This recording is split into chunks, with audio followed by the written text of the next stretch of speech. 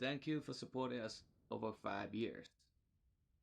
For those players who joined us since Skylight awaits and join us in the Sky Beta community, thank you for helping us correcting the bugs and giving us very useful suggestions. Without your help, Sky wouldn't be the game it is today. While we launched Sky in 2019, we didn't know how it would be received. Sky is a very different type of game and experience. We weren't sure that the player would understand the world we created because it's quite abstract and would want to spend time in it. We were delighted to quickly learn that our concerns were misplaced, as there was a whole world of people who want to express themselves and hold hands while sprawling over the sky, and of course, to run around in circle and honking. Without your support, that game company and Sky would not have been where we are today. 20 years ago, after the storm in Los Angeles, I was really impressed by the beauty of the Applehead cloud and want to make a game about flying in the clouds. Our professor suggests that the main character of this game should be a child.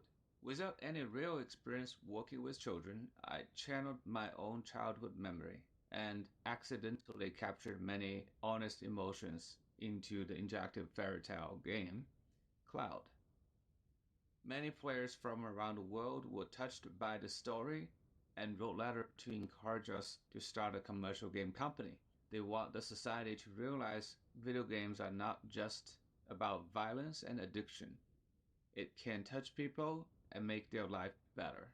Video games can be art and explore the human condition.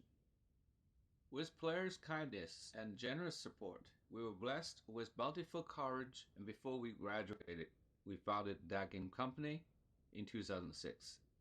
Though our company started in a small office incubated under Sony, we have big ambitions.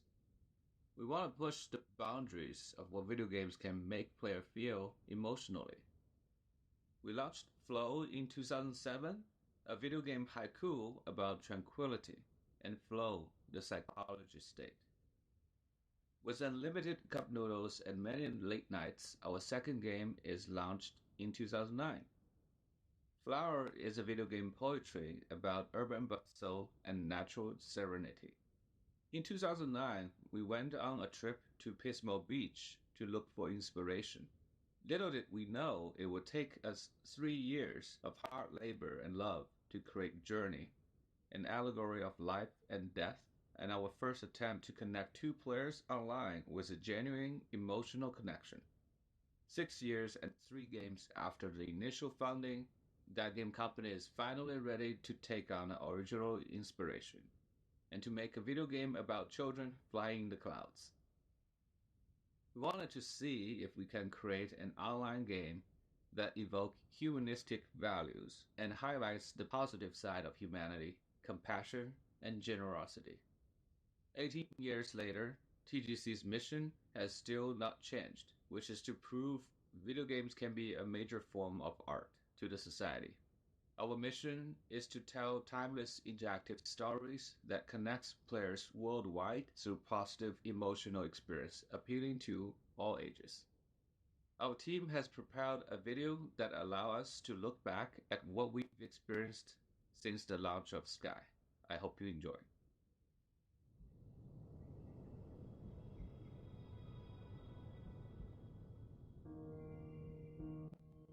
At that game company, we treat games as an art form. Today, many of us play games alone. But we believe games is a medium that can bring people together.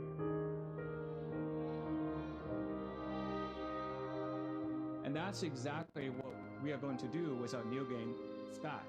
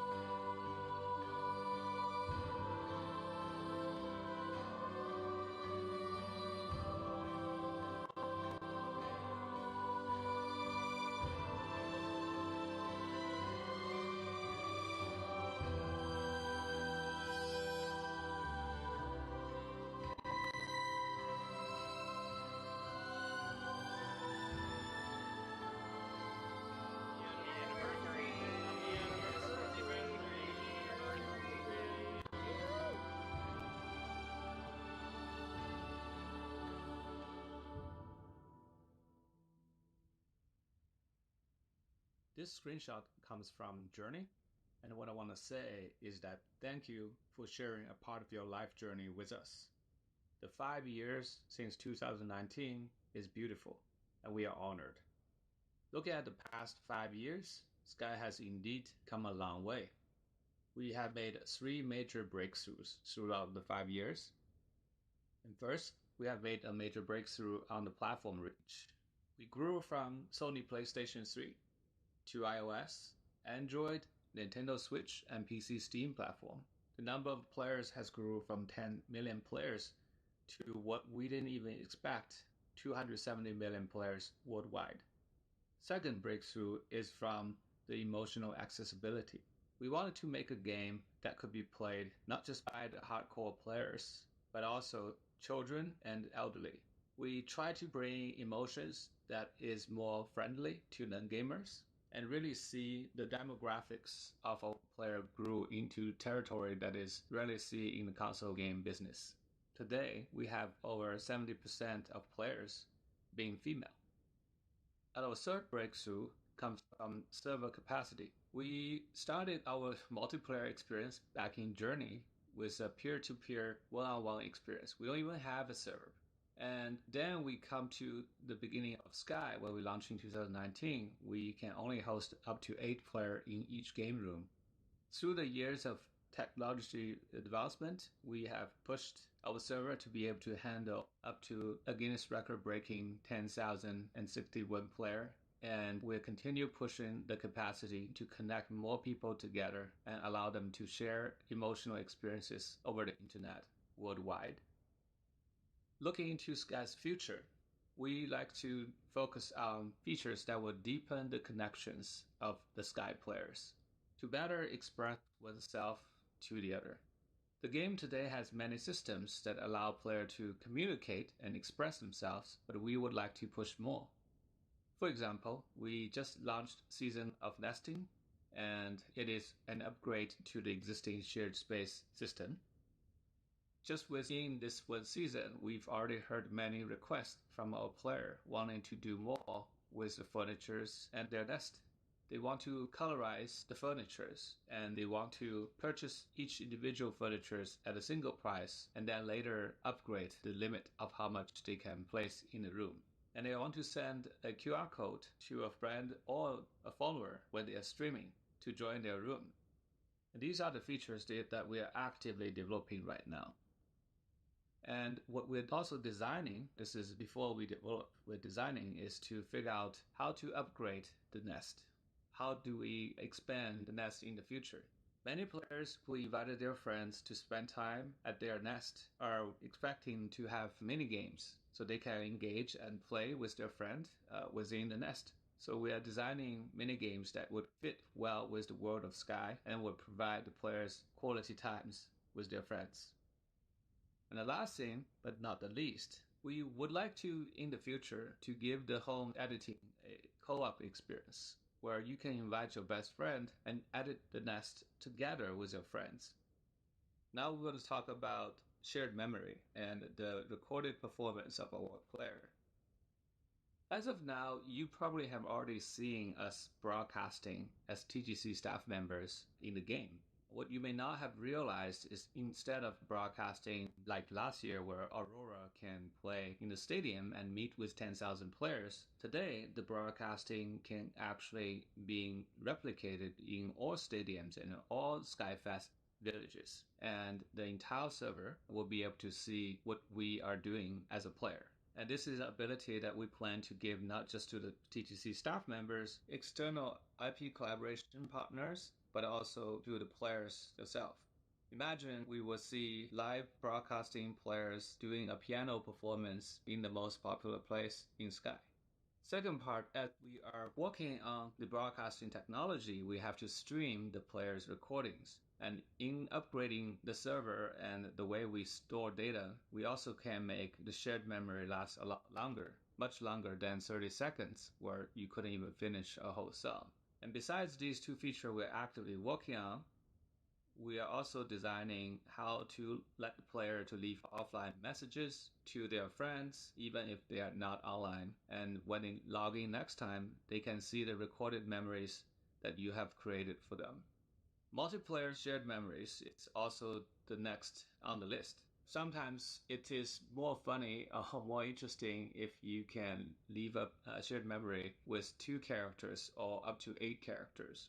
Because we can now stream shared memory and make a very long memory, we can also make multiple memory from multiple player coming at the same time. So if we want to create an improv acting episode, this should become possible in the near future. And once we accomplished all these different designs, then we will be working on multiplayer live broadcasting so that the entire game room of up to 8 players can be seen by the entire server.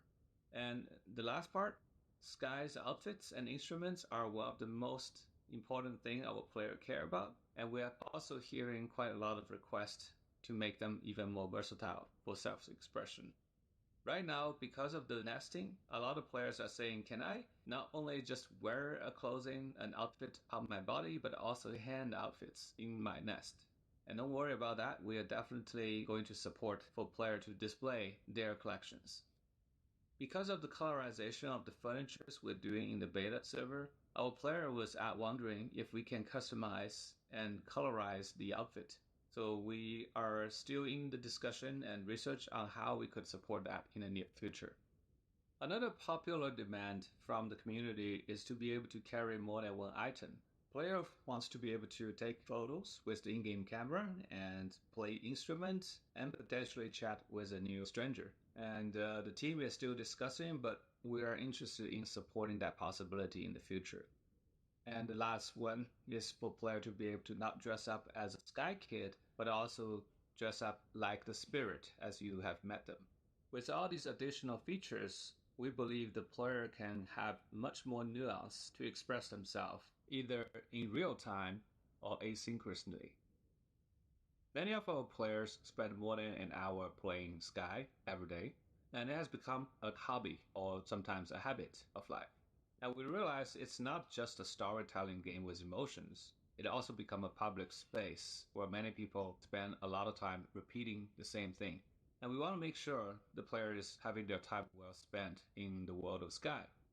In the past 6 months, we've been doing a poll among our community members, collecting feedbacks and suggestions. What is the most highly voted quality of life improvements?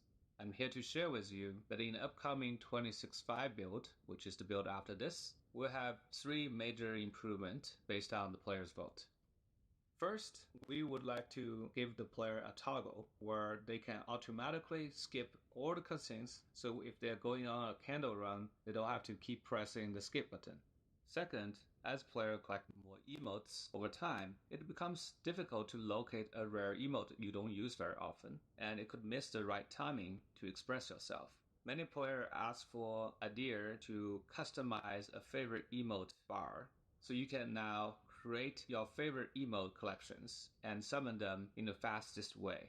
It took us a long time to support this because we have all these new platforms and each one of them has a different interface. From the initial touchscreen on iPhone and iPad to the controllers from the PlayStation and Nintendo Switch, and now with the mouse and keyboard on PC. We were finally able to support all the platforms and have a unified design that should work across all the different input devices. And third, when we first started Sky, we thought player would have a couple dozen friends and at maximum maybe having a few hundred. But we have definitely run into players who have hundreds and sometimes thousands of friends and has no space in the constellations.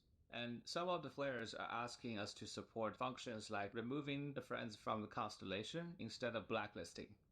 With many changes on the backend database and the input from the UI, we're finally able to support this feature where a player can quote delete a friend from the constellation, free up the space without blacklisting, and later, if they want to, they can find that person they deleted and using a candle to light them up. And then they would be offered an option to renew the friendship. Therefore, the huge number of candles they invested in the friendship would not require to be reinvested. And you can continue the relationship that you deleted if you choose to undelete them. And these green ones are the features that's coming in the very next build, and they are currently already being tested in the beta build.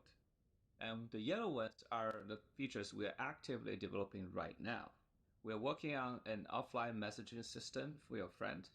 We're trying to reduce the repetitiveness of Candle Run by offering more variety of activities you can do and different quests and different engagement that you do during the Candle Run.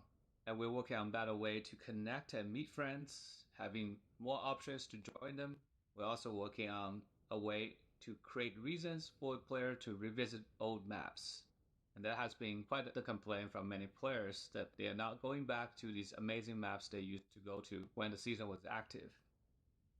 While there are more features that's currently being developing, the solution is actually the same, which I will talk about in the next section.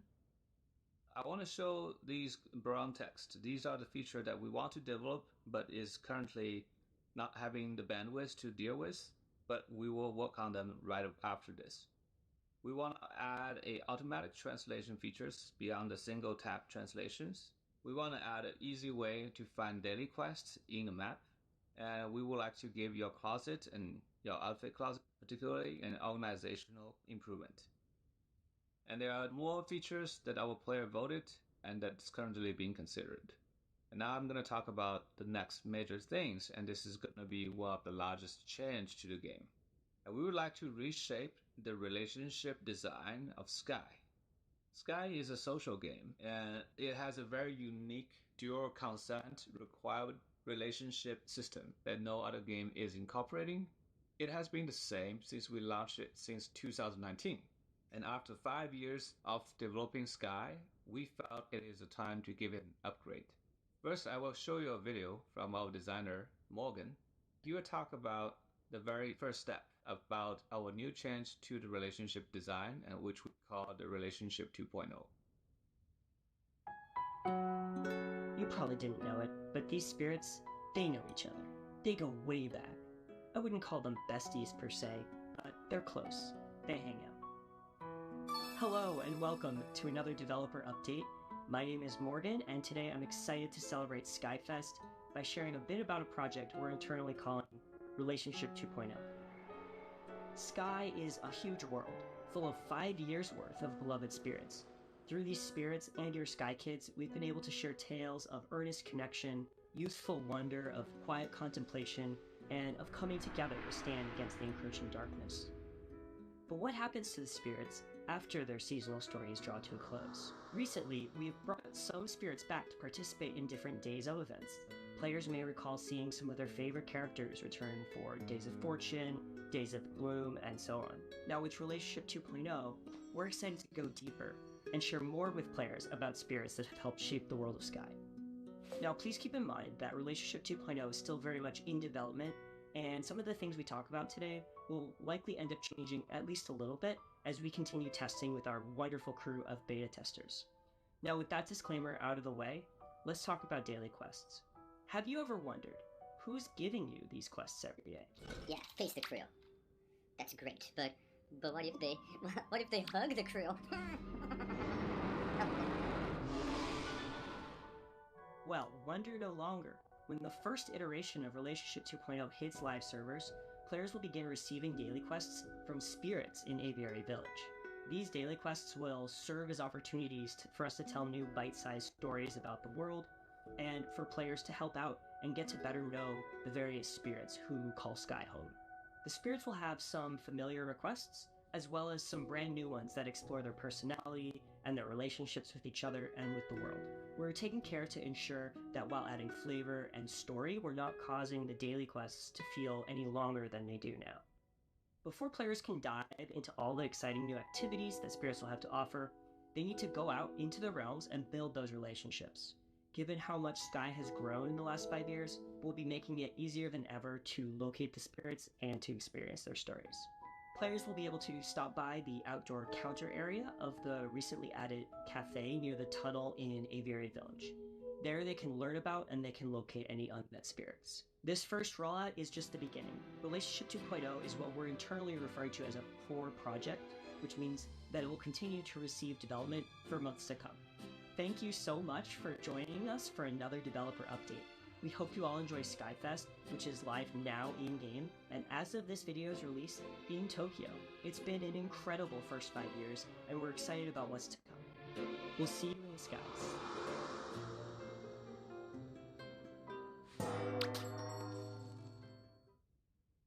Relationship 2.0 might seem to be a quite simple change, where the quests are given to the player by the spirits.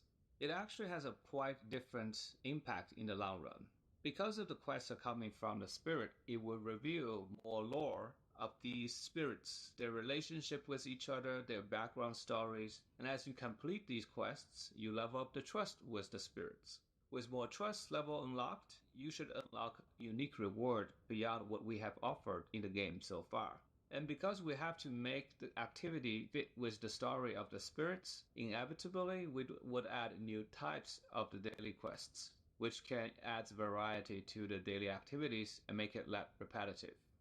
Relationship 2.0 isn't a way just for us to think how player would change their relationship with the spirits, but also with each other. With the new relationship system redesign, we would like to make some changes to how the player-to-player relationship tree works. I believe you've all started playing the season of Duet, and in which we have added a new multiplayer ability.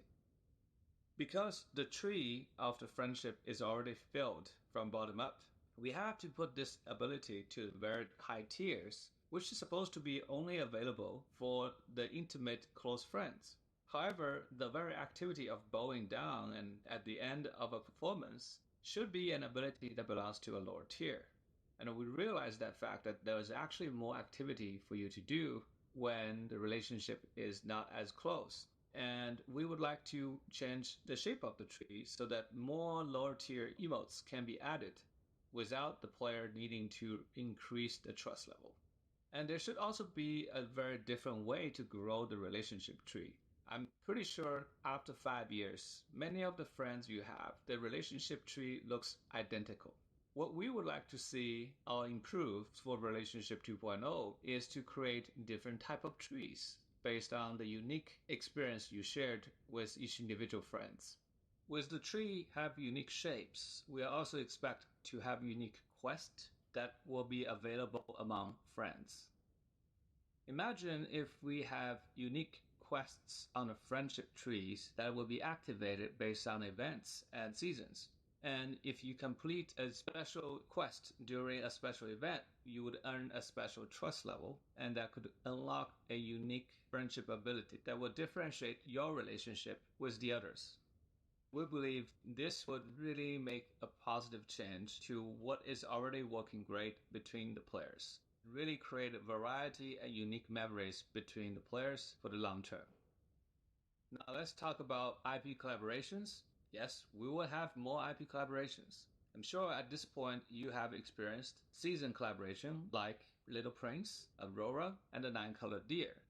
You probably have also seen a smaller event collaboration like the Sanrio characters. However, we are currently talking to 5 other collaborations. Some of these collaborations are already deeply in production and that will soon come to see the world. Some of them are in the long-term planning. And I would like to talk about one collaboration that is not even part of these 5 collaborations. Sky the Two Embers is an artistic animated series explores the subjects of loss and resilience of the human spirit with no dialogue. It is the story about 2 orphans living at the edge of darkness, struggling to survive, learning that the only way to heal themselves is by helping the others. I'm going to show you a trailer we used at the PC launch to remind you the story of one of the characters.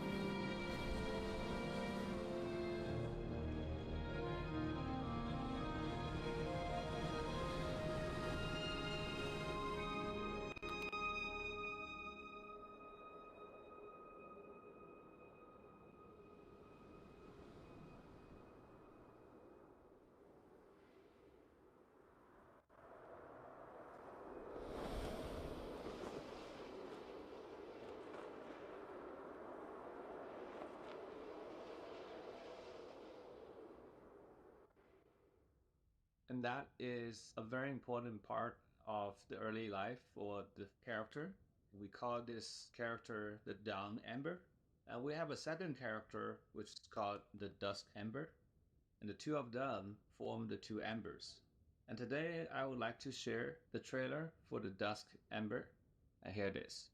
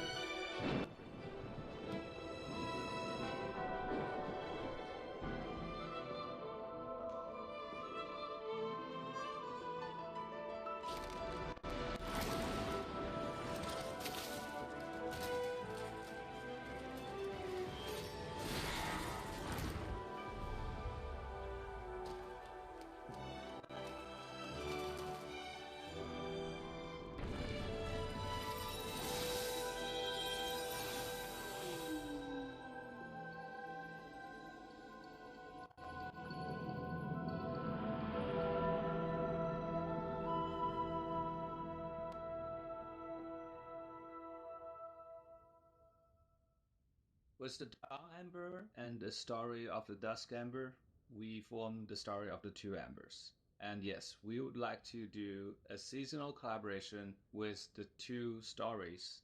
It will be coming as 2 seasons in 2025. And hope you would enjoy learning the stories beyond the animated series and get to know more of each of the characters and to be a companion experience with the animated series. And I would like to share one footage with you that is from the very end of the first episode from the Dusk Ember.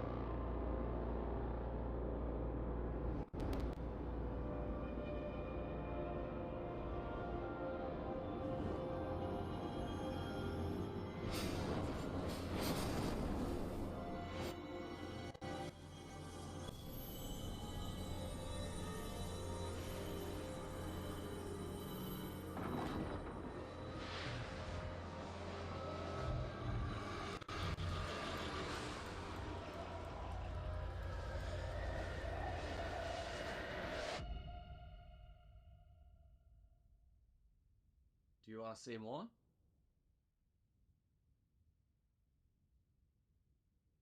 Okay, now let's talk about the summary. Today we talked quite a lot of things about the future of Sky. We mentioned that we would deepen the connections and let players express more with each other. We want to improve the quality of life of everyday Sky experience, and we want to reshape the relationship between the player and the spirits, and also player and player. And of course, with IP collaboration, we talked about the Two Embers, the animated series, and the upcoming collab in the 2025. And that's quite a lot to unpack, and there are more features and content to come in the future. And that's everything. Thank you for attending this keynote today. Oh, actually, there's one more thing. We mentioned when we first announced SkyFest that there have to be a super secret announcement, and it's now time to share it with all of you. It's been a year of special visitors to Sky, and we have just one more to help us wrap up 2024. When we invited a character from another world into Sky, it's important to us that they and their stories are spiritually aligned with Sky's value. We have a lot of discussions internally over the years about moving, and are excited to finally be able to welcome them and share an original story that only Sky can tell. If you are interested in learning more, we will do the panel deep dive into the Moving collaboration live in Japan this week. We're planning to upload the video later and for everyone to be able to enjoy. And for now, I would like to officially announce the IP collaboration between Sky and Moving. And the season of Moving would come Q4 this year. That's going to do it for the keynote this time, for real.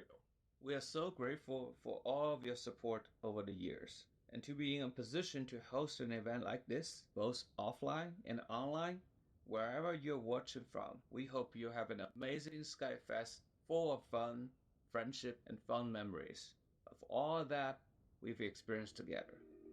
Thank you, and we'll see you in Sky. Bye-bye.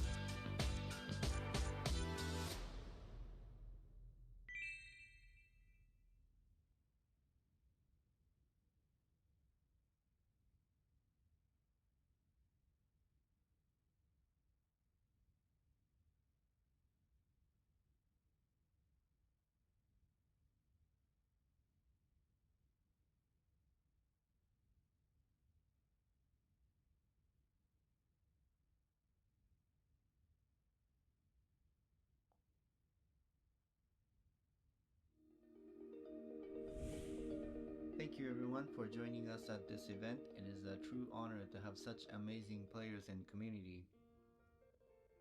In this special event, I would like to take you all back in time and share all the explorations we have done before the game finally took its form as what we know today as Sky. It blows my mind to realize how far Sky has come and how many of our dreams have actually come true. It has been quite a journey, full of hopes and wonders, some struggles of course, but the result was miraculous. Inspirations led to many ideas, I have collected so many ideas that they may seem random and overwhelming, but I hope these evolutions of ideas is entertaining and worth your watch. So yeah, let's get started. So in the beginning, we can't start without mentioning this game. It is called Cloud, and it's a game made by our creative director Jenova Chen when he was in school. The game is about a sick child on a hospital bed, dreaming about flying beyond clouds. You don't fight or compete. This emotional experience inspired so many people and showed how games could have a wider range of emotions. This game is why that game company has formed, and this is the origin of the kind of the game we are making today. Another important work to mention is The Giant by the artist N.C. Wyeth. This work, which is said to have been imagined with thoughts of a deceased student and his own children, beautifully expresses the fascination and grandeur of the world as seen through the eyes of children. With those two works as inspiration, we wanted to make a game that captures that emotion, an emotion of returning to childhood and adventure into the world through the eyes of child. This work was done by Ki Jiang, also known as Jackie. And this was about the time when I joined the team. When I joined the team, the game actually looked like this here. So my job was to first imagine what the game and the world could look like. So I started by imagining how the game would start. A tiny, nameless island surrounded by big cumulus clouds. I tried to put myself into the world and imagine the situation. A familiar, nostalgic world where a big cumulus cloud awaits you ahead. I knew this is a game about flying, but I wanted to push on the nostalgic feel first and imagine the flight to be more like a dream. I started with sketches, literally dreaming about situations that evoked nostalgia and the pleasure of flying. This is artwork by Tom Zhao, which captures one of our early concept of juxtaposition of nostalgia and wonder. At this time, we were exploring the idea of making a familiar modern world to have you fly over, like soaring over the California. If you have taken that ride before, it's pretty cool. We made many prototypes about this, but still weren't able to capture the essence of the experience we were after. So yeah, let me step back one moment to talk about the year I joined the team. This is the story of 2012, and this was the year when Journey was released. The game was received so well, and we heard so many voices asking us to make this experience available to more people. Journey was about connecting a player with another player, and people really felt the human-to-human connection. And we learned that people wanted more of this. So the next game, we really wanted to enhance this experience and make more people connect. So with that in mind, considering the connection, the third inspiration for the game we came up was the overview effect. The overview effect describes a cognitive transformation observed in some astronauts when they gaze upon Earth from space. This awe-inspiring sight against the vastness of the cosmos triggered the intense emotions, fostering a profound appreciation for our planet's fragility and a deep connection to humanity as a whole. These are concept sketches done by Jenova and Jackie, imagining the moment when your players feel the connection to humanity. And this concept made us realize that the core of our game is connection, human to human connection. For me personally, this sketch helped me with a significant breakthrough in understanding the core of the game. It is not the amazing landscape or dreamlike scenario, but what comes center in our experience is the connection with the other players. Then the question is, what kind of world would help serve a stage to tell a story about connection? What is connection to begin with? How do we visualize them, and how do we tell the story? We knew we wanted to fly above clouds and eventually reach the atmosphere for the overview effect. Then we tried to imagine what things would make such journey.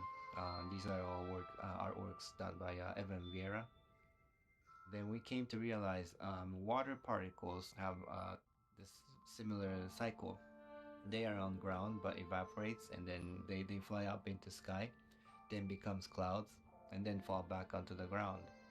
We found this very intriguing, and we tried to apply this into a story. It's a story of a cycle of particles all heading towards the storm to be purified and then to be reborn again.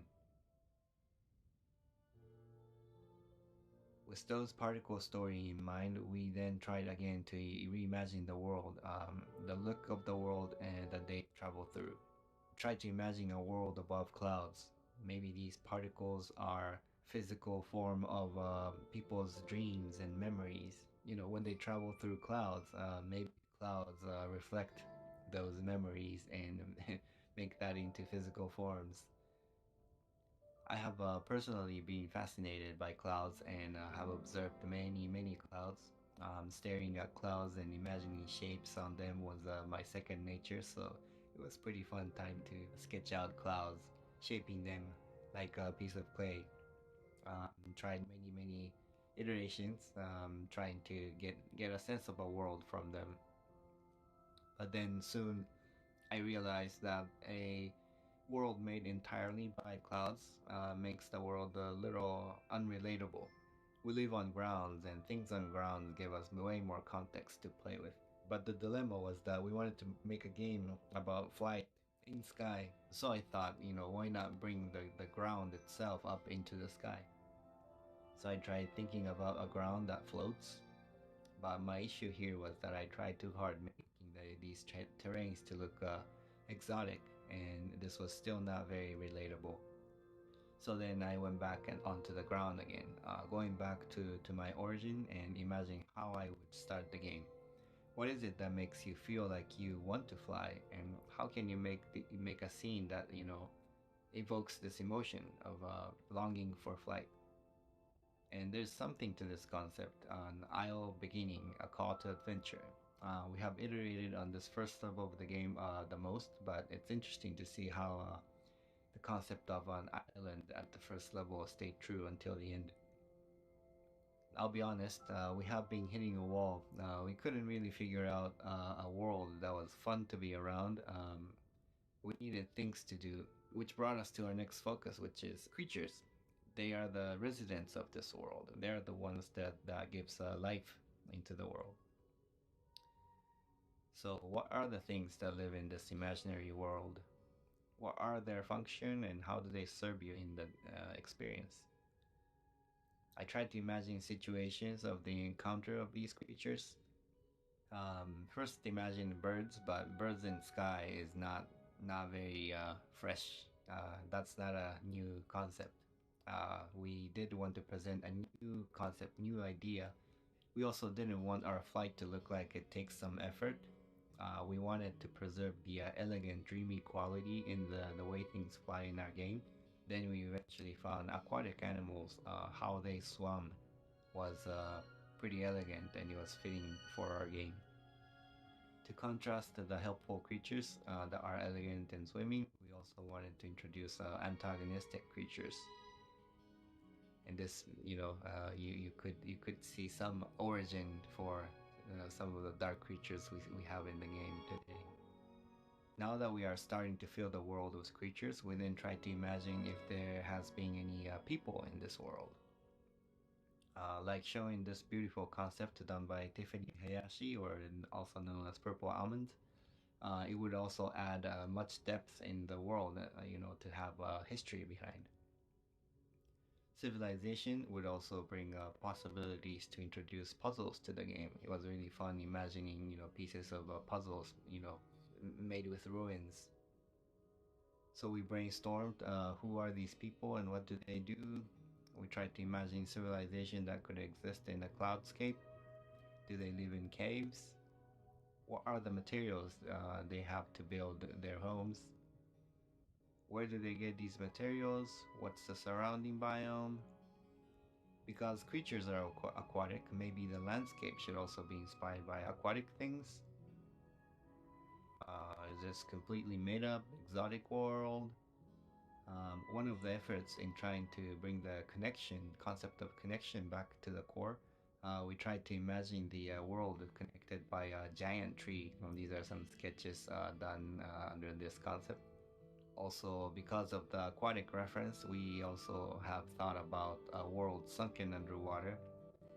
This was a very interesting concept for me personally, but felt like it took the attention away from the sky. We did wonder if we should make these people still alive in the world or have them perished. Ruins underwater did make us realize that we prefer the civilization to be gone. We like the poetry of players to uncover the mystery through their own experience, rather than have them, talk to an NPC and have the NPC talk and describe what happened. Having these people gone already also brings the opportunity to introduce antagonists to the story. Whatever that destroyed the civilization could be the challenge for the players as well. In this concept, you can see some dark shards penetrating through these ruins, and you could see some hint of how we've done the darkness in our game today.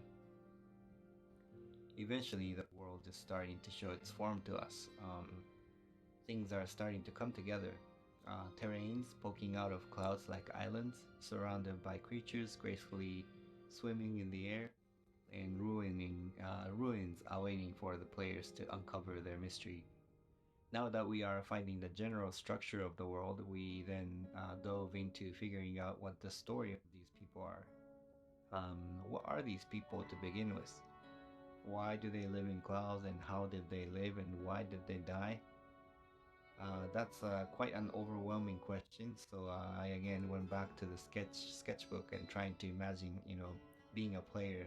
What is it? What does it feel like to meet these people? People of clouds. What's their life like? Then I tried to remember our original inspiration. Why was NC Wyeth Giant was such striking image? For me, it was because it made me remember the perspective of a child, when the world felt bigger than me and it was filled with mysteries. So I went back to the sketch and tried to imagine a giant in clouds, witnessing a giant in clouds appearing, and trying to imagine what would I see if I followed that giant. This imagination sparked many ideas for me. As a child, I found many of the things adults did felt mysterious and ritualistic, so I simply tried to reimagine and translate it what I saw adults did into this weird cloud people doing their jobs that I didn't understand. Thinking about jobs made me bring back the idea of particles in cycle. What if these cloud people had a job to make these particles move around, to circulate these particles? We used to call them as motes internally back then.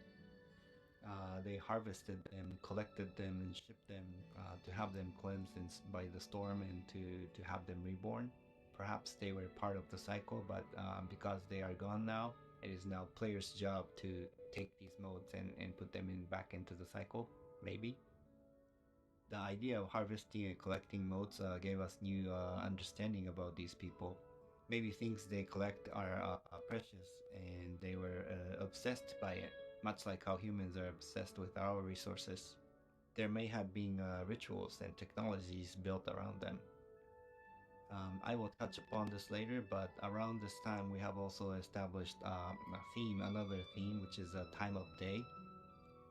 It's an overarching theme to help tell the story. And we knew we wanted to start the game on an island before starting the journey into the sky. And with the help of a time of day theme, we overlaid the concept of dawn as additional theme.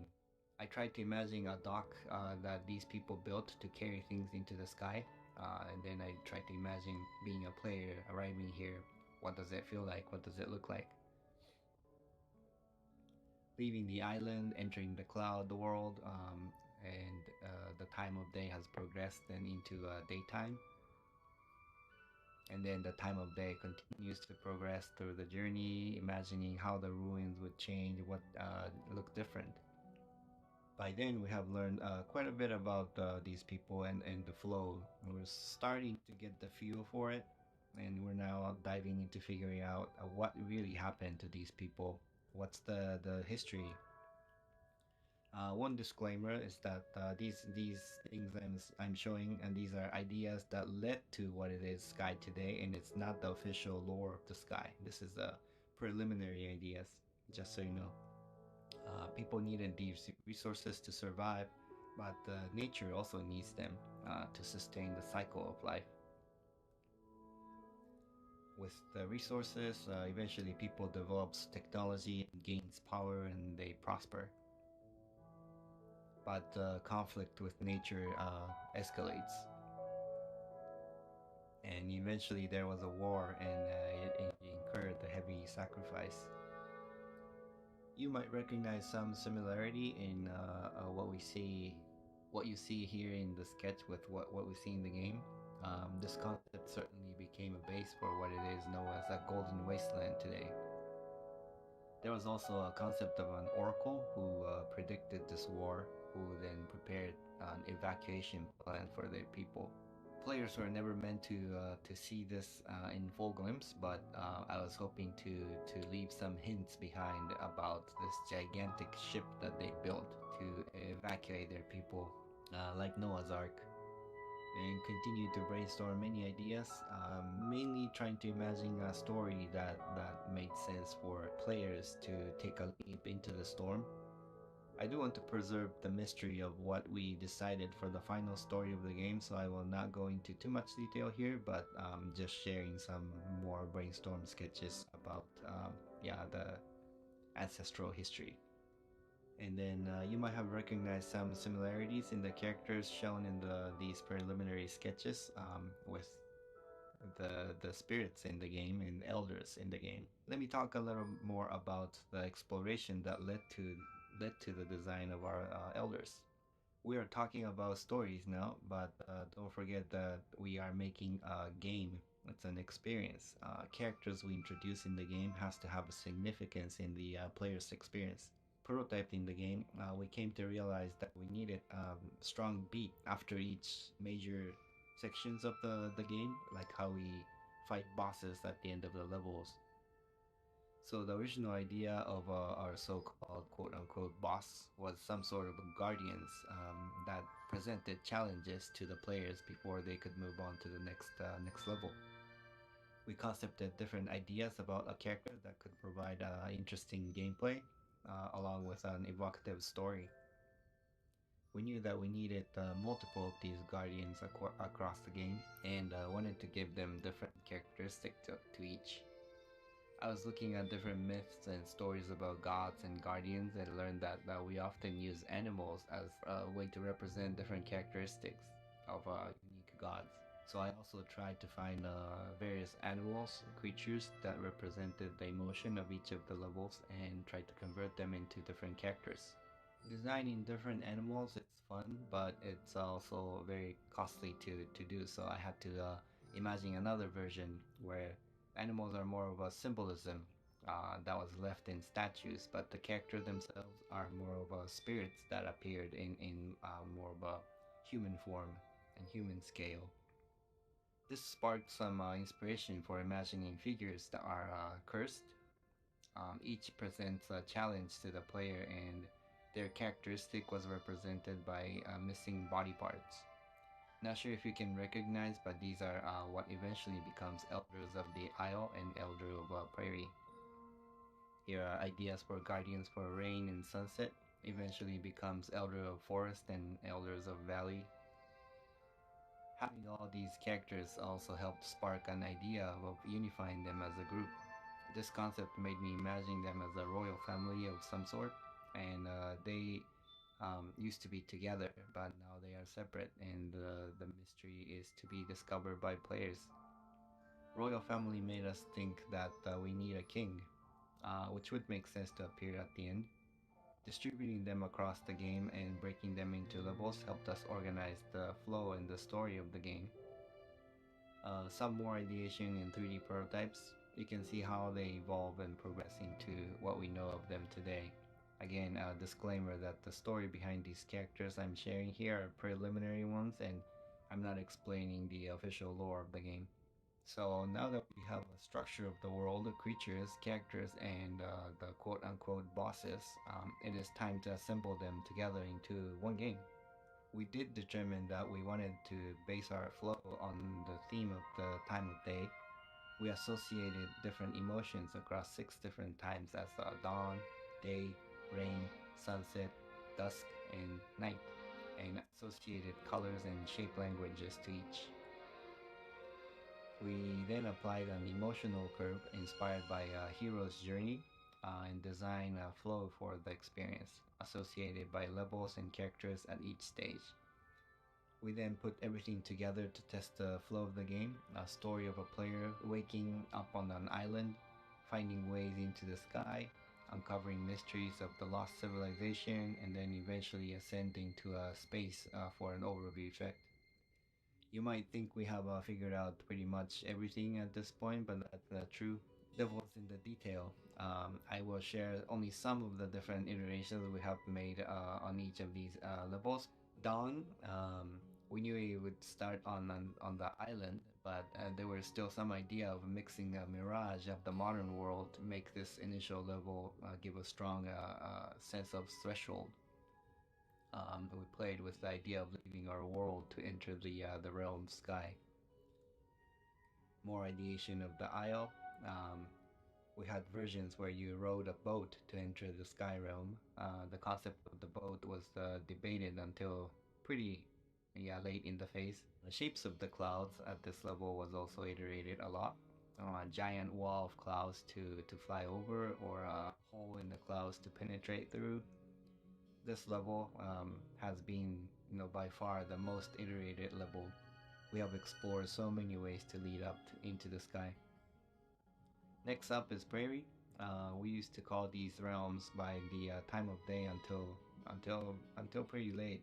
Many of us, including myself, still reference these levels by the time of day. These concepts by Tom helped us determine the color of the terrain in the sky. We wanted to reference biomes from high altitude.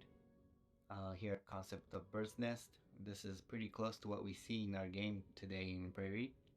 We have settled on round and soft shape language because of the secondary layered theme of a human life. This is the second stage after the birth. It's the childhood stage, so we wanted everything to be round and soft. Pretty close to what we know of Prairie today, but at one point we wanted players to go through a cave before coming out to see the blue sky to contrast the open, vast feel of the sky. You can see here in the sketches some preliminary versions of the gates that led to different levels, or shrines that helped you change dresses you wear. And then forest, we needed emotional curve that dips down a bit, so we added rain as another time of day. Rain was another tricky level.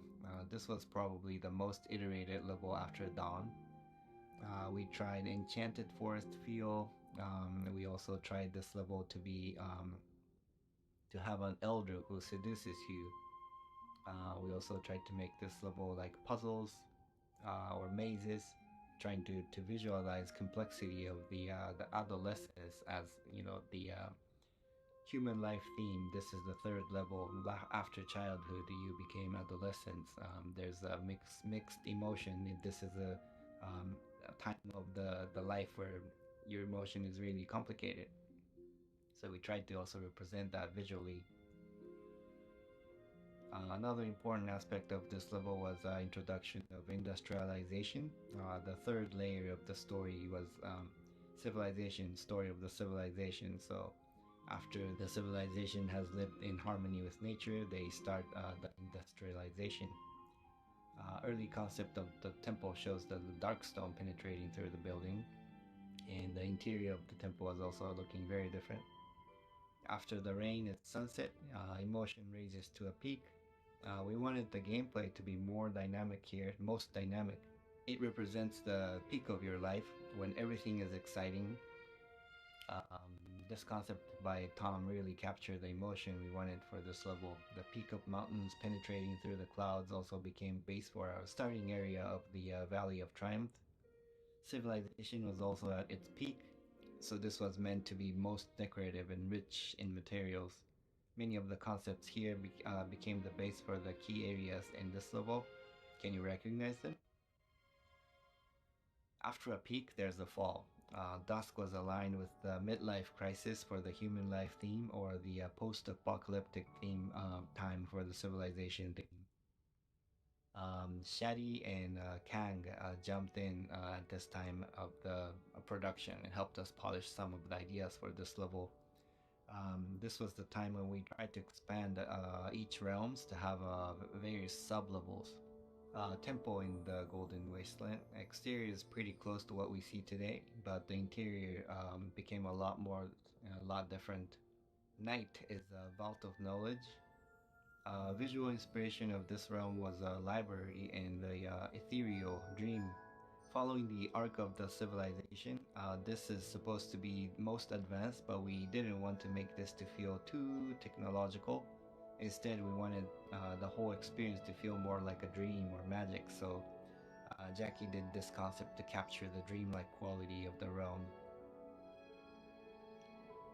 Some early concept of the shelves and the quote-unquote books. We designed a lantern to be the device that recorded memories, concept done by Tom. And the early prototype of the end of this realm was more like a planetarium. A place where you meet the Oracle to hear about the history and to hear about your own destination as a player. Storm is the final realm. This is the moment of death, and we wanted to visualize the lowest low moments of the game. At one point, we were considering that the Storm realm is black and white.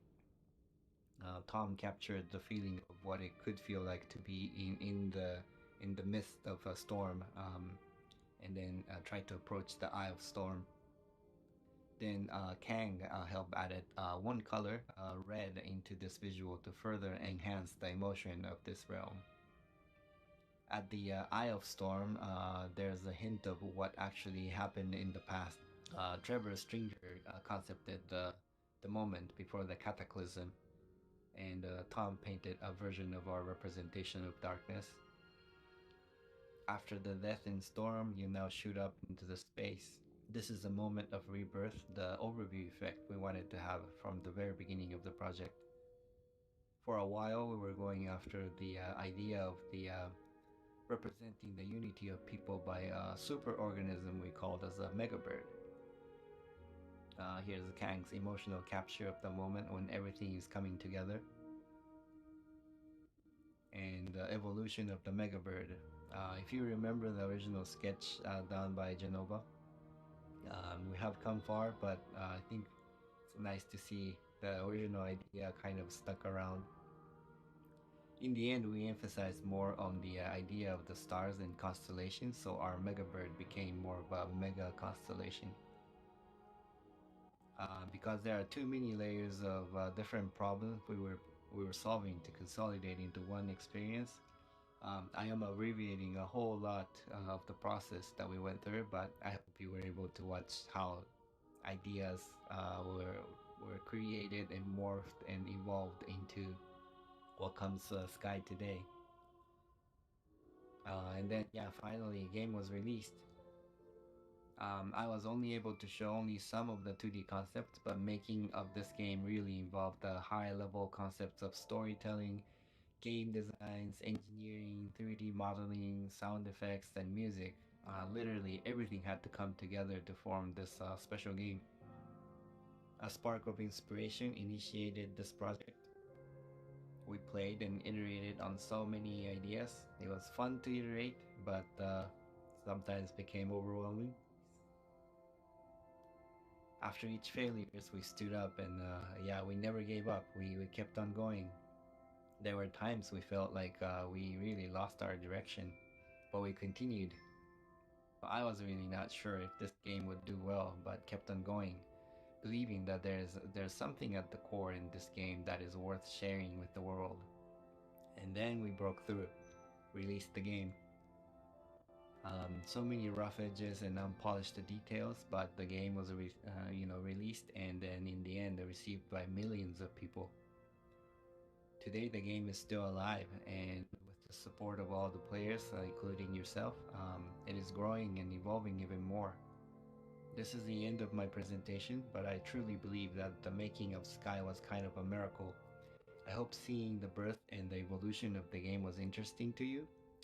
I am grateful to say that Sky is much alive still, and continuing to change, and I am looking forward to witness how it's going to evolve more through the many years to come. Thank you.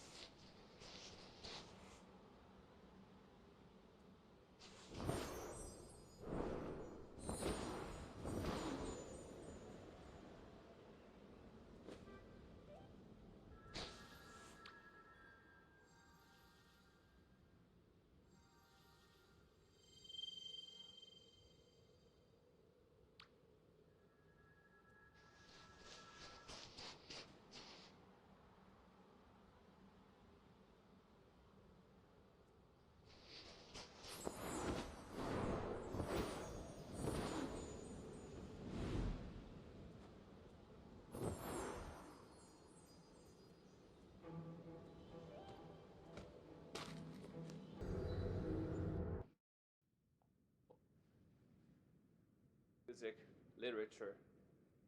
And then why are we still seen as, subpar than these classic media? I use this chart quite a lot, so bear with me. Old concept. This is emotional mapping of the demographics within the film industry. How at different age, masculine audience and feminine audience prefer different genres. The closer it is towards those demographics, the more they prefer those content. And there is, when I first came to America, that was early 2000. At that time, the game industry is very small. There was no mobile phones. And there's console of young male audience, and then there's casual of PC, mostly middle-aged women. That was pretty much it. The industry is very small. And they're serving a subgroup of the entire population. And so most people would refer these people as gamers. But today, ever since 20 years ago when I come to America, the game industry evolved so much. Console industry has grown quite a lot because the gamers grow older. They are 20 years older than when I first came in. And you start to see more serious emotions being, kind of dealt with in the console industry. And when we started TGC, that was back in 2004, 2005, we made a game called Cloud. We were trying to explore the idea, can video games be art? At the time, there's a famous saying of, like, can video game make you cry? If video game make you cry, then it is art. But at the time, there wasn't any games that make people cry. So when we made Cloud, we actually managed to, this is a student game back then, made by 4 or 5 students with no engine. There's no Unity and Unreal back then. And it's a little game about a kid flying in the sky and playing with the clouds. But what happened is we have received so many letters from our player that they say they cried for the game, which at the time I was very surprised. And they encouraged us to start this company to make more games that could touch people and show the society that games are not just competitions and killing, and it could be something emotional, and it could potentially make your life better. And that was really what kind of pushed us to start a company. And we started our first 3 games with PlayStation. And we were very, very small when we started. We only had 4 people.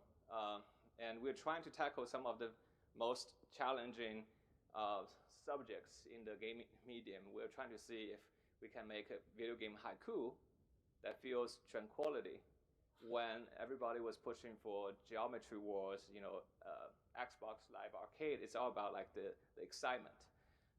And then we try to explore, can video games be a poetry that allows you to discover a feeling of healing rather than destroying. And then when we make our very first online game, which is Journey, we're trying to see if they can connect people emotionally rather than having people competing with each other.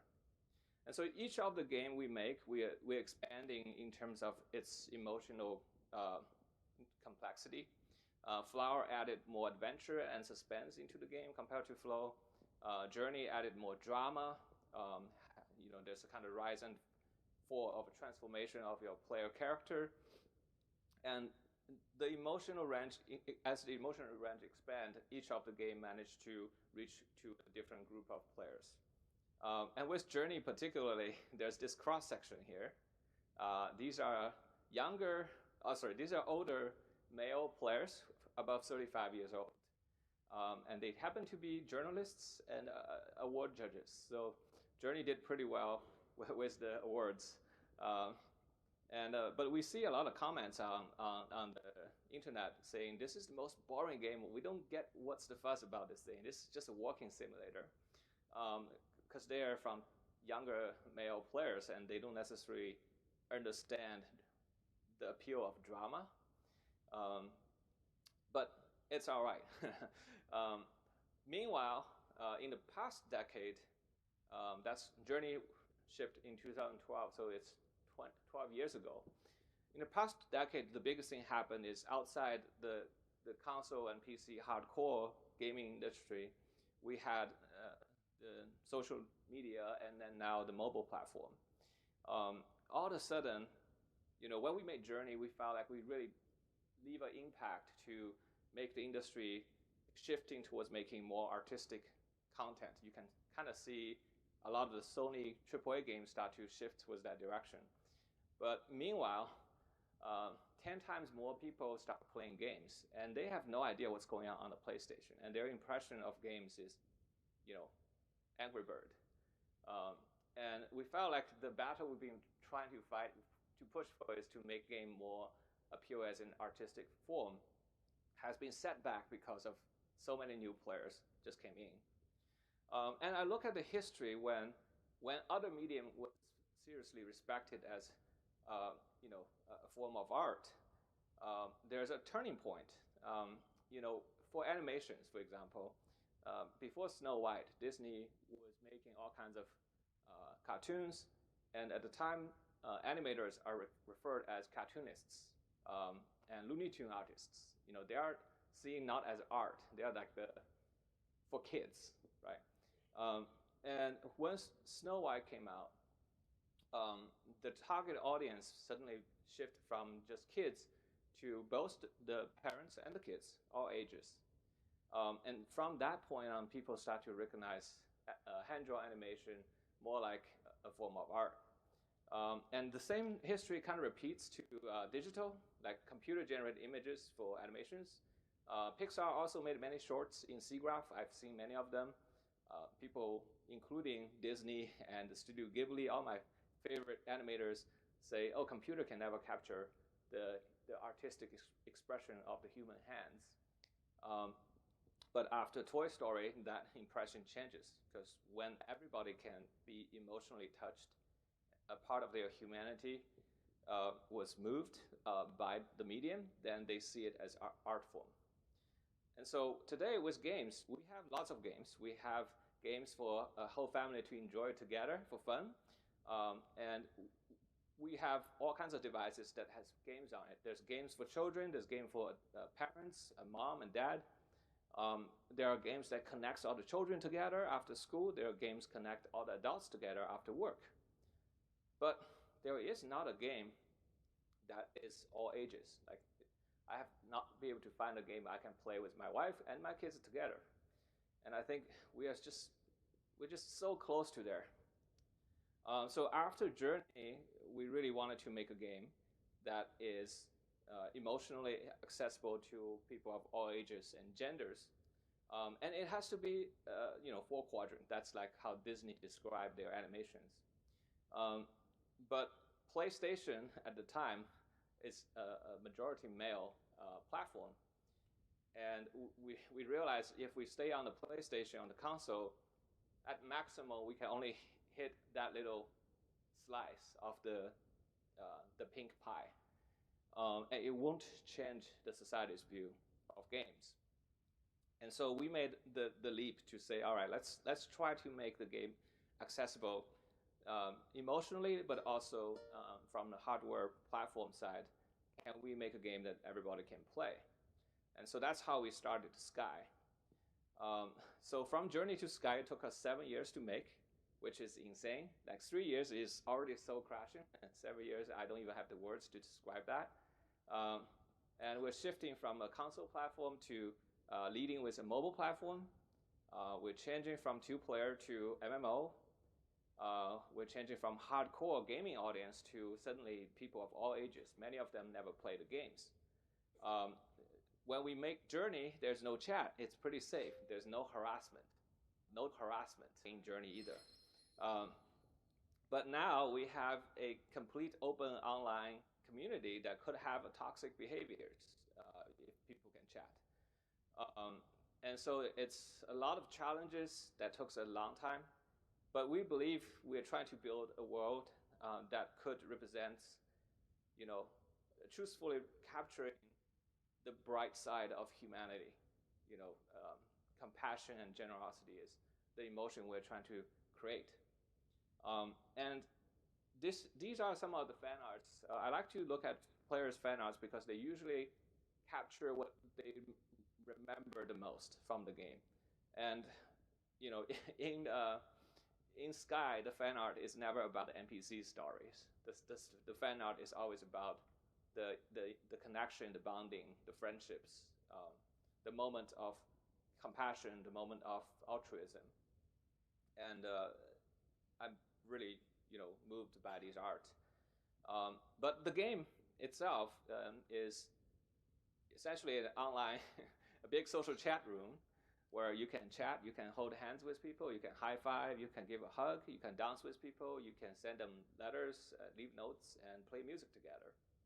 It's a pretty boilerplate description of the game. But at the same time, I want to say Sky is also the most socially engaging online game. I'm sure some games have piggybacking, but nobody bothered to make piggybacking really deep. And so we also have the UGC content where you can play instruments.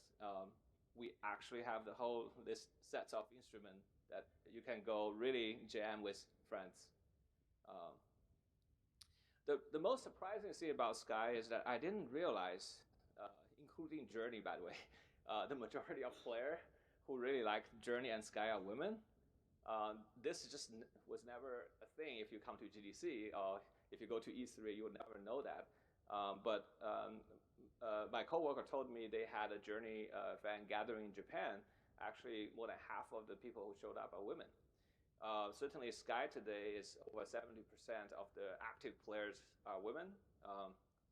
And worldwide, there's over 260 million install of Sky. And that is just a number that nobody in the studio have ever imagined when we make a game like this. The other surprise is we try to make the game emotionally accessible to people of all ages, and we actually have people of all ages playing. And here's a photo of a family with 3 generations playing Sky together. And out of all the messages I find, this one touches me the most because this is a father who doesn't play video game, but he was playing the game because of his daughter, and he was moved by the game and cried. And he wanted to thank us for making the experience. And I find out this guy works at Pixar, and he's like a Pixar tech lead. That's extra bonus for me. It's just like, these people are hard to move. So,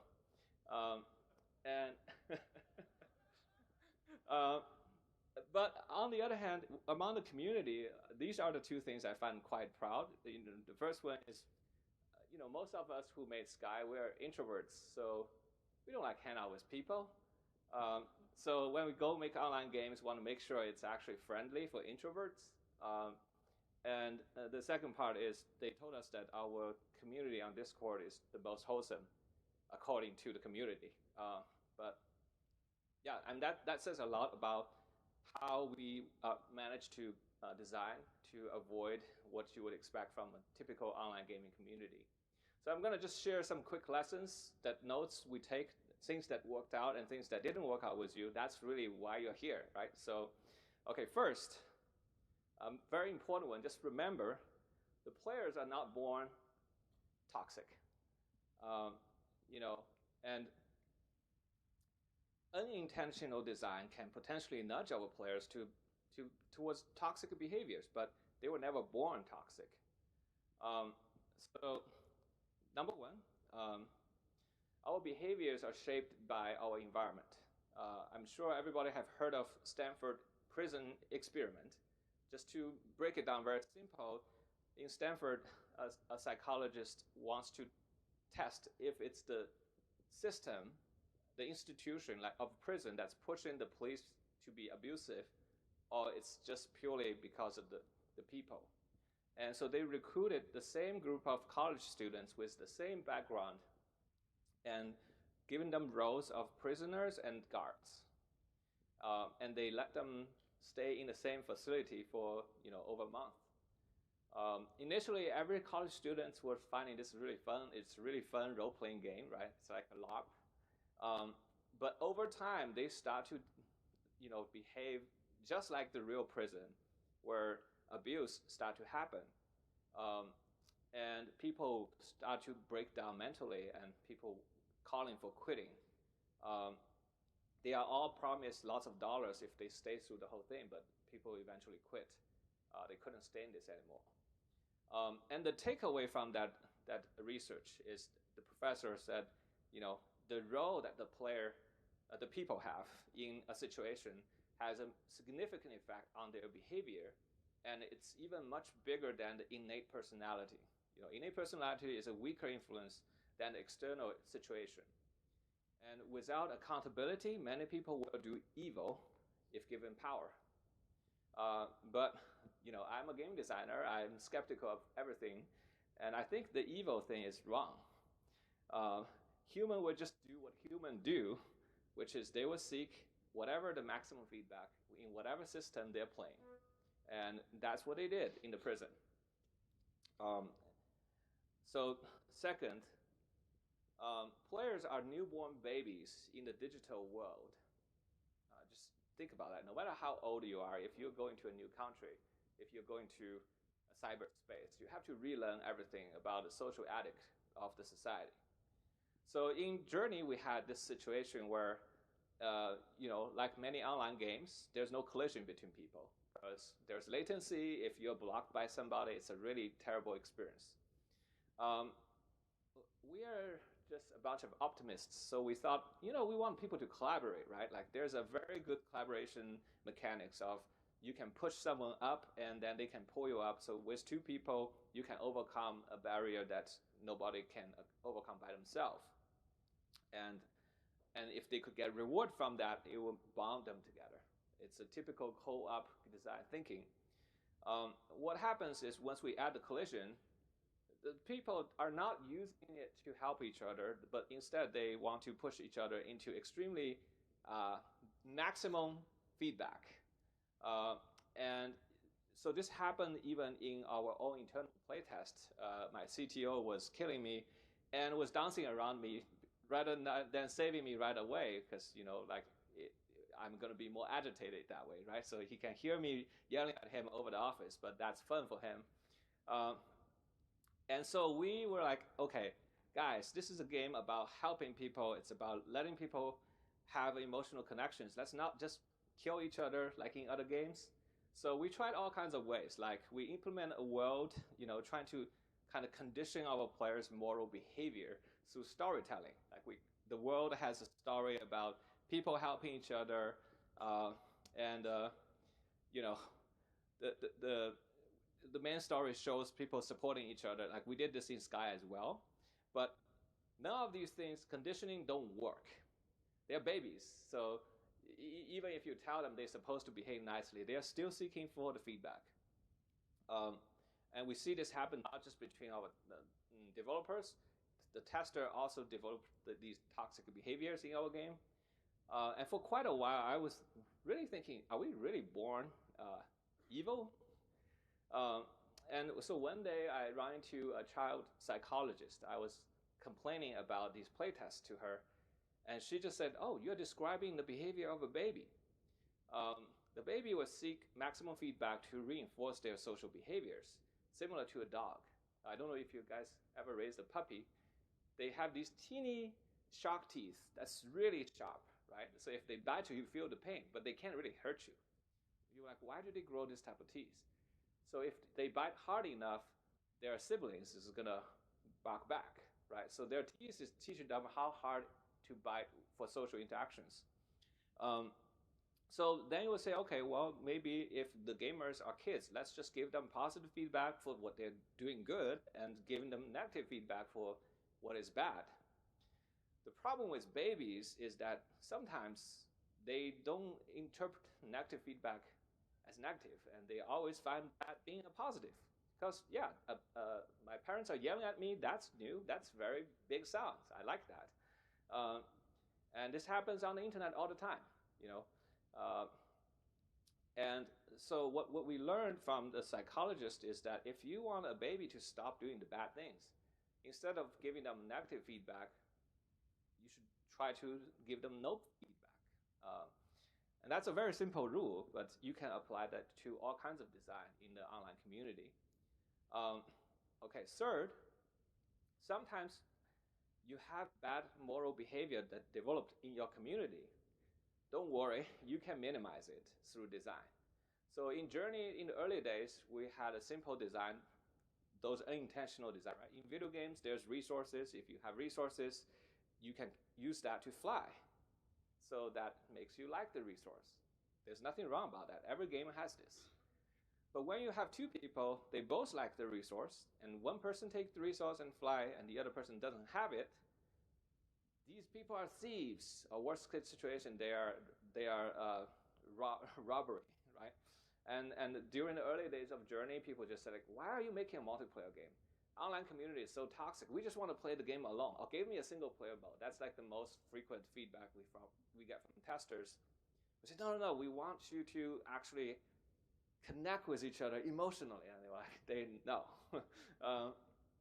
So we try to change the situation. Like, we don't want thieves to happen in the game, in the interaction. So we made it so that if you fly, the resource you use will come back and it will drop right underneath you. So technically, you're not stealing anybody's money. And the other person can use the resource to fly as well. But they still hate each other. What we discovered is the time it took for someone to pick up a resource and go all the way to a new location. The time it invested was then stolen by the other player, right? And they're still unhappy even though the resource is still there, right? They thought time is also a resource. So it's becoming very hard to design a game where people don't think each other as thieves. And so what we changed in Journey is like, okay, what if there's just unlimited resources everywhere you go, and you can load up your pocket with resources, right? And then in that situation, nobody hates each other. It's like, oh, you're a fellow bank robber. We're all here robbing the ATM. What a nice, shared interest, right? And so people both can fly with lots of resources. They're happy with each other. It's just that one switch, right? You start to change the behavior of how people see each other. And so in Journey, eventually we removed the collision, not because we can't, but because we want. So there's no feedback for pushing people off the cliff.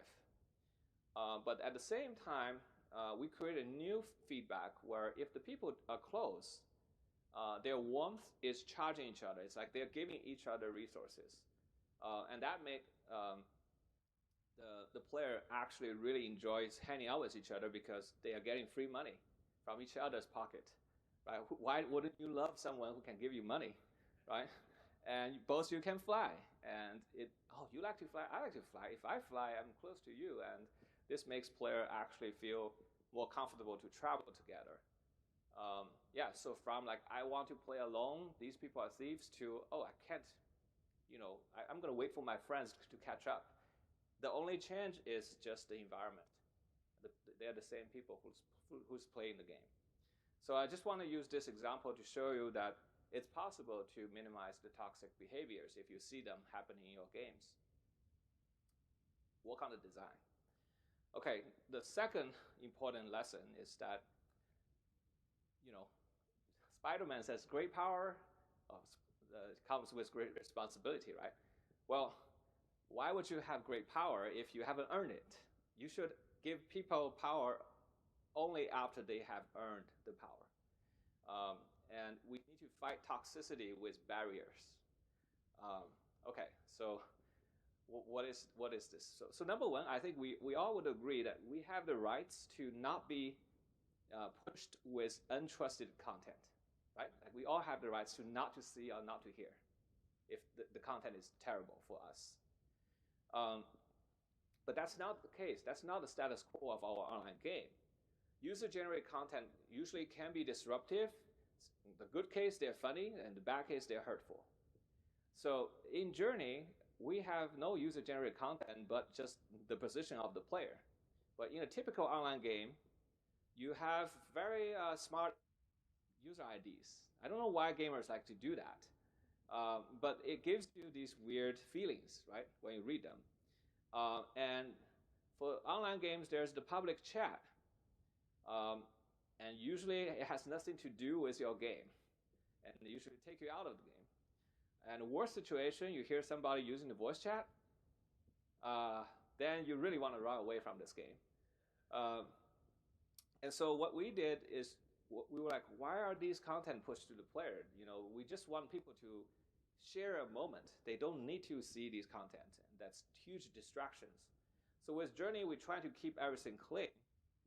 We only want to have a human to interact with another human. Like they coexist and they share an emotional, roller coaster ride.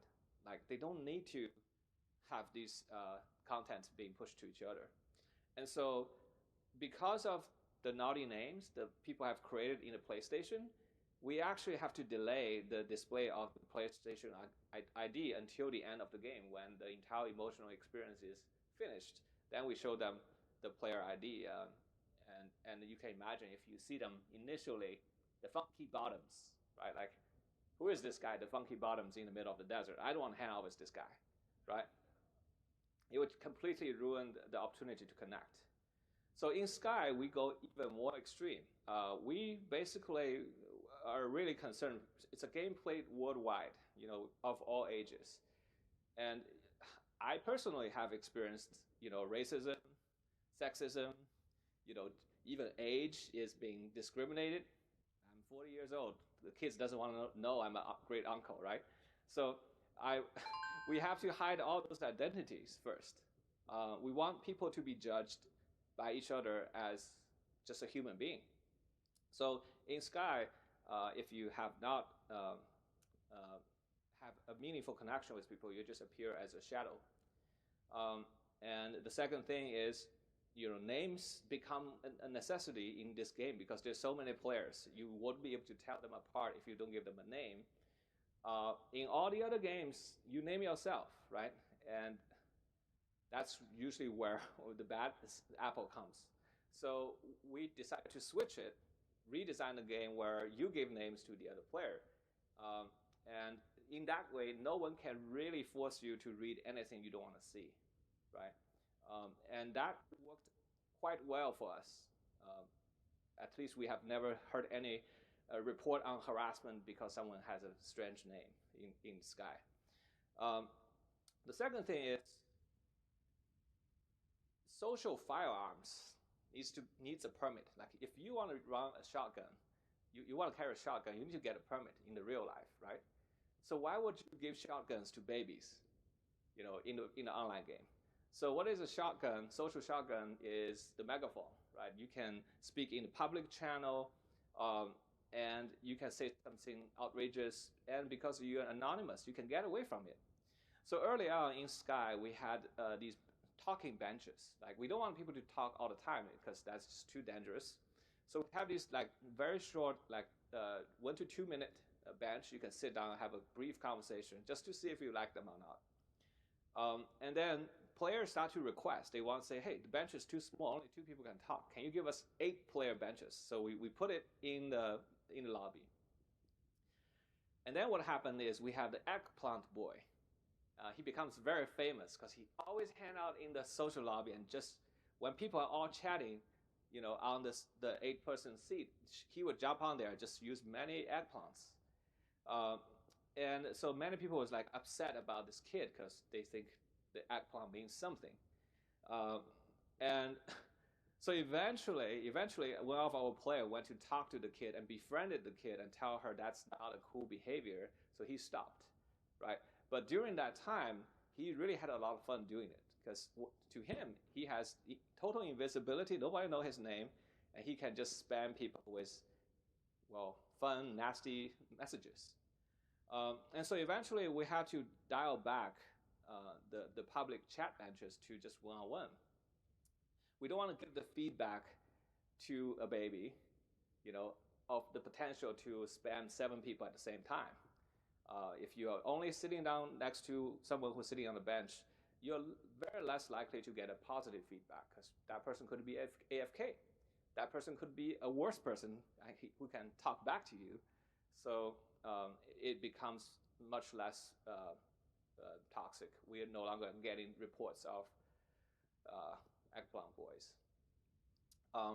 And we have the inspiration from Dark Souls, where people leave helpful messages. So we want to reinforce that behavior. We want our player to leave messages to help each other, just like Dark Souls. The initial results are terrible. It's just like any online forum. You will find many smart text that is either funny or very disruptive. So essentially, if you unfilter the content could be very nasty, right? And creatively nasty on purpose, because all the kids are looking for maximum feedback. So how do we control these behaviors? Is we have to ask our player that, if they want to have this power to push content to a lot of people, they have to earn their permit, right? Just like if you want to own a gun, you have to earn a permit. So how do you do that? So I was talking to a different child psychologist, and I asked her, so how do you correct these problematic kids' behavior in school? Because they would do all kinds of programs with kids. And I was asking her, what's the most effective? And she said, the most effective program is you rally up the struggling kids who have really terrible social behaviors. They're bullies, or, they just don't get along with anybody. You rally them up, you sit them together like a 12-step program. You kind of ask them to talk about what they enjoy. And very quickly, they will find connections. You like that? I like that too, right? And then they will bond with each other. And once they build trust, once they find a community and they have friendships, they stop behaving terrible, because they suddenly have somebody they care about, and they don't want to appear terrible in front of the people they care about. So really, just to help people is about integrating them back into the community rather than leaving them to be the loner. And so we implement this feature where if you make a content, your best friend will know that content is from you. The moment we implement that content, we see a huge wave on Discord that people are going online to delete their messages, because suddenly their friends could tell these smart messages from their best friend. So they clean it up in a day. And now the messages we see in Sky are mostly interesting and many of them inspiring. And so the rule we applied for the messages is, initially when your friend made a content, there's 3 phases. The first phase is you made the content, and only your close friends can see it. And you would need 3 endorsements from your close friend for this content to be qualified to be pushed to the public. And once it's in the public, if there's 3 people who find this content offensive or harassing, and they can downvote, and then the content will disappear. And that is basically a community regulation, or I would say it's like a social engineered friends regulation. And that ended up working really, really well. And 3, I want to talk about how can we protect the player with high barriers. In this case, we are talking about mutual consents. So chat moderation, like I'm quoting my coworker Tim here, he said, chat moderation is important, but ultimately it's the ambulance at the bottom of the cliff. You want to prevent the people from jumping, not just collecting a wounded person. So in Sky, we try to implement the consent at every step of the social interactions, from the early stage of people just chatting with each other without knowing each other, right? So in this case, you have a video here, people were talking, and you don't even know what they look like. You're not judging them based on the appearance. You can just have a people-to-people conversation. And even to reveal the appearance, you have to agree to cross the candles to reveal them. So this really protects you from having, this weird typecasting or bias towards each other. And you really have to earn the friendship, like in real life. Like sometimes, like you like somebody, but they don't like you. right? So here's the kind of real vivid situation when a player finally get the friendship. They are so thankful. They feel like they've earned it, and so they actually care about the relationship. Uh, and then that's just the beginning of forming the friendship. But then every step going forward, building the trust and unlock more intimate abilities like hugging, holding hands, and the free chat, they all require mutual consent. So if you're being a annoying person or harassing person, then the other person doesn't have to take it. Um, so early on, if you have not unlocked chat, all the messages are masked. You really have to work your way up to build the trust, and eventually to really unlock chatting. That's very kind of counterintuitive for an online game, because everybody was thinking, oh yeah, this is online, so you should have chat right away. You should be able to invite your friends and start to have very close chat. But we are designing it for introverts. Introverts don't have many friends, so it's more likely they are going to make new friends. And so we have to kind of build it a very safe environment so you can slowly dial up, how whether you want to hear someone else talking or not. And in Sky, we create these different tiers of interactions that is, become more intimate over time. But many people would never go to the second or third tier. Yeah, so first tier is chat, second tier is warp. Like warp could be seen as stalking, so like that's ability you really want to think if you want to give to a friend or not. Then there's like a little bit like play fight, that things can be interpreted as aggressive, but will be totally acceptable for close friends. Will all come in a much higher trust level. So the higher the entry barrier is, the nicer the people behave socially when they finally enter it. I don't know why, that's just humanity, I think.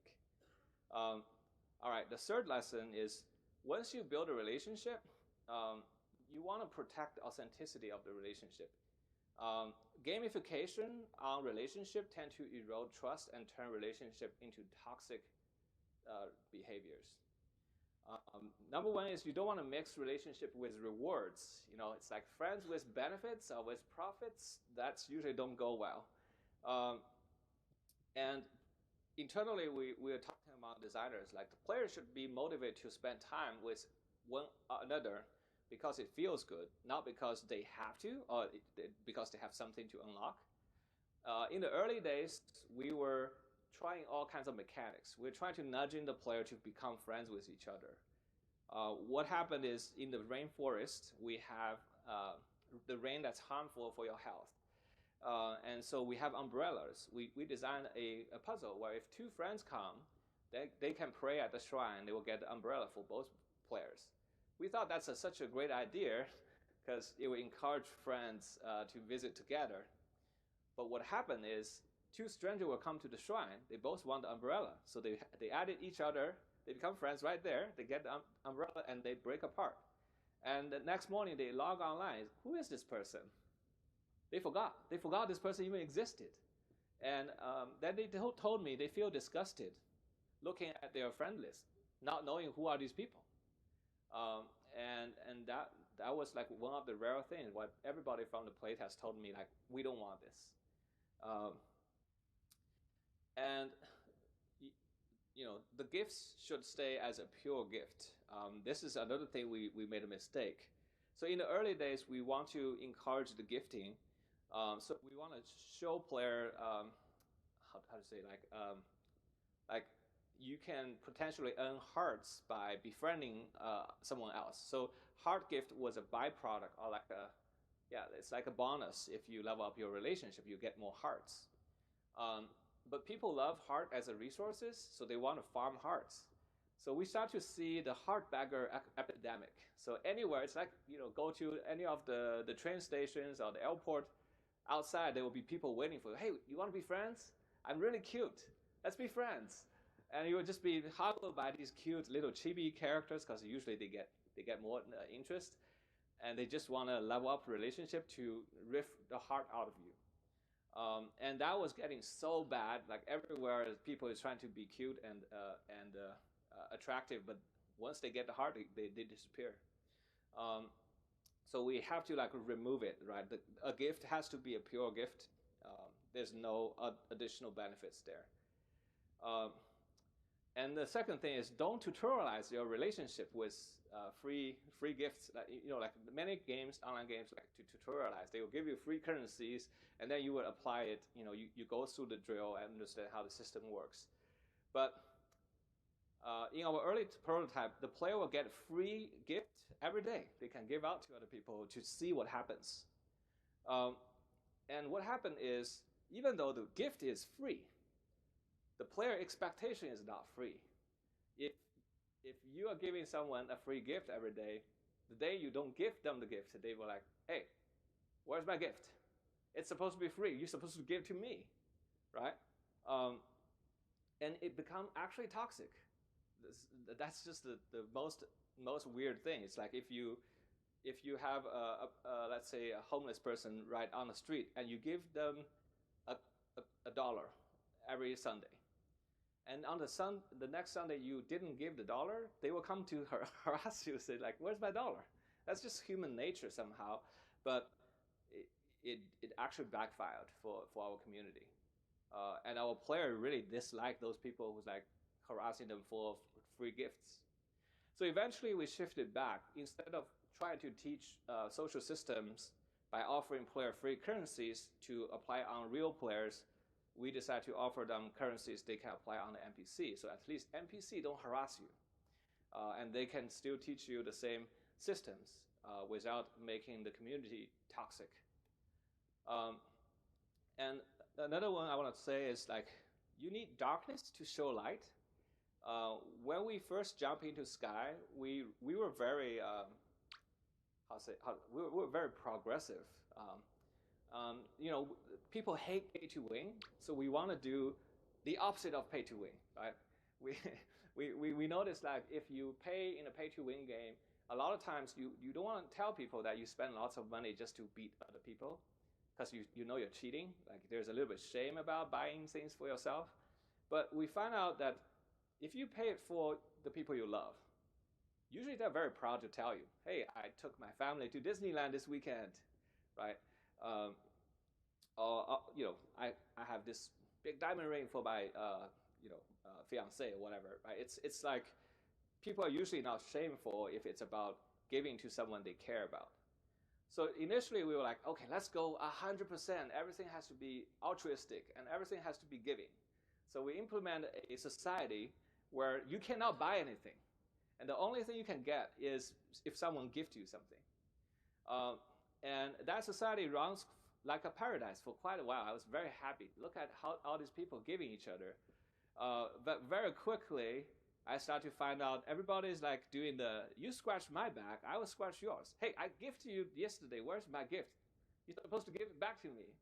And lots of people are actually very toxic about their expectation was not met by the other person. And that was quite eye-opening when we tried it, because we were like, we can control the system, we can change the feedback, but humanity doesn't work like a machine. They are human.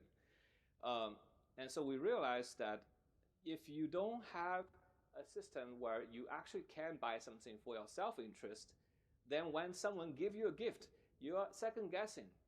Your question is that gift even is genuine, or are they just simply expecting you to give back to them something? So eventually, when we launched the game, we have to including things that people can buy for themselves, just so that when they choose to buy it for a friend, the friend could trust that is a genuine gift. And that was a very big change when we were doing the design. So what we want is a genuine gift, not just gift economy. And so today in Sky, you can buy things for yourself. You can also buy things for your friends. When we did the season pass, we did a slight discount. So if you buy it for your friends, it's cheaper. And it certainly made a lot of people decide to buy the season pass together. So 40% of the season pass was bought and sent as gifts. with the event content, that's 100% the same price. You can buy it for yourself, you can buy it for your friend, and 22% of the content people purchase are actually for others. So to me, that is a genuine gift to each other. And one last thing I want to talk about is genuine human connections could save lives. So when we work on Journey, we realize vulnerability really leads to human compassion. This is a very social behavior of many social animals. It's a survival instinct. When you are weak and small, you have to rely on working with each other to survive, right? So when the predator, they go around, they're strong and powerful. They usually hang out alone. But sometimes even the big cats, they would work together. And that's only when their prey is even more strong, right? And it's the feeling of risk and the feeling of smallness makes us bond with each other. And the very emotion of awe and vulnerability is what made us human, because we're such a weak animal if we are alone. And that makes us really want to belong, right? These days, one of the biggest depression we feel in the society is the loneliness, that we don't feel we belong to something that's meaningful. And a lot of the friendships and connections are not genuine. It's the surface level things. And just the yearning to belong to something bigger is the most human feeling of them all. And when you don't have this feeling of vulnerability and humble smallness, when you feel really big, we go back to the gamer behavior, right? You're the space marine, you're the Superman, you're the hero that can change the world. And they stop thinking about connecting with others. And so if we want to make an online community less toxic, we have to rethink about gaming experience. We have to reduce the empowerment online. You know, instead of making games where you just go around killing things, make things much stronger you just can't kill. Instead of going around looting for treasures and resources or finding monsters, you go around running to other people. And people are more important than gold coins. In a battlefield, it's very hard to focus on people because the sound, the distraction. So, you know, in order for games where people can connect, you have to reduce the noise. You have to reduce the number of people. You have to put them in an environment they feel small and, you know, a little bit vulnerable. And suddenly, if you see another person, oh my God, there's another person, right? Instead of walking on Times Square and just people all pass by you and you're just trying to ignore all of them. So for Journey, we really tested this idea of creating the world that evoke a sense of awe and vulnerability. And the result shows. It creates empathy and compassion between the players. These are the fan arts, again, of the memorable moments. What they had in the game is when they supported each other, is when they leave a message for each other. And once you're creating this compassionate moment, a genuine human connection will form. And that leads to inclusive and supportive community. So what is a genuine human connection? It's a vulnerable interactions between two people that they feel heard, seen, and known, and valued after the communication. And afterwards, they feel better about themselves and feel better about the world. I'm just gonna summarize this genuine human connection. It's, you know, it's one of the few things I really believe is generally good for human. And you know, when we created Sky, one of the emotions I really want to evoke is that we are not alone. And I think most of the artists who make art, they want to connect with people through their art. And in this process, if the art connects with them, there's an overwhelming sense of gratitude between the artist and the viewer. And I think this overwhelming gratitude I felt is also inspiring, you know, our creation, and we want to give it back to the players. It's a very healthy cycle of reciprocation. When we launched Sky in 2019, we got a letter within a few months. A 67-year-old grandma from Hawaii who never played games was cried and moved by the game, and she told us, she doesn't want to be alone anymore, and she's still a person of love. And that's the same age as my mother-in-law, who also came from Hawaii. So it really, and eventually my mother-in-law also became a Sky player and find friendships. It's these stories that really makes me feel happy that working on the games that we make. There's this manga, a Japanese, very talented manga artist. She make usually funny mangas, but one day she made this manga for us. She said she actually tried to hurt herself in the real life multiple times. She was really thinking about throwing her life away. But when she discovered Sky, she felt the warmth from many friends she made in the Sky community, that for the current moment that she chose to live, and she's only 20 years old. I really don't understand why a talented artist, at her golden age would think about throwing her life away. Yeah. And during the Ukraine and Russian war, we were really concerned because we have players from both nations. And when they run into each other, instead of having a fight in the game, they actually really supported each other. They see each other as victims of the war, and they still stay contacted today. And I want to show you just one last thing. This is from the concert of Aurora. When there's 4,000 people can view the concert together. But when we give this tool to our player, when they have the control to tell each other what to do, together they were able to perform something that's just really beautiful and moving.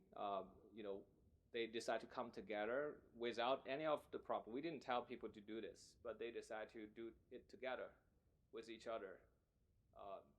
Instead of competing or fighting, they're here to create art.